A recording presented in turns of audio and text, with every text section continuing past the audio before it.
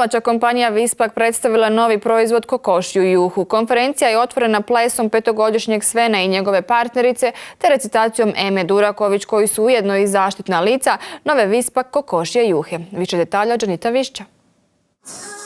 Pred novogodišnje praznike kompanija Vispak plasirala je na tržište novu kokošju juhu.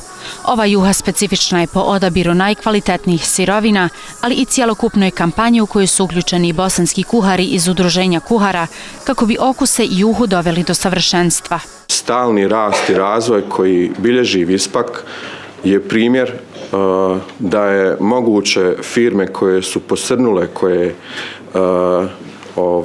se nalaze u teškom stanju, dakle da ih je moguće akvizirati, domaćinski upravljati s njima, prepoznati u njima njihovu vrijednost, a to su prije svega brendovi. U slučaju Vispaka to je također kompetencija za bosansku kafu i bosansku kuhinju, da se onda ti brendovi unaprijede, da im se da nova vrijednost. Istakli su kako su zadovoljni proteklom 2016. godinom.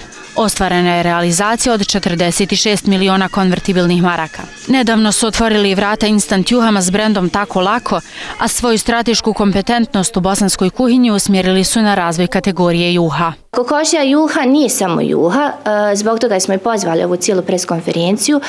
Ona je proizvod iza koje stoji, kao što smo već na početku rekli, cijela ta priča o Bosni i Hercegovini, cijela ta priča o bosanskoj kuhinji, cijela ta priča o mladim ljudima i cijela uvezana priča koja čini jednu bolje sutra ne samo za našu kompaniju, nego za cijelu Bosnu i Hercegovinu. Kako bi nastavili put involviranja mladih u razvoj proizvoda, priliku da radi na ovom projektu dobila je mlađa ekipa.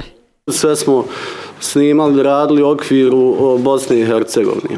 Snimali smo u 4K rezoluciji, Red Epic kamerom i siguran sam da smo napravili dobar posao.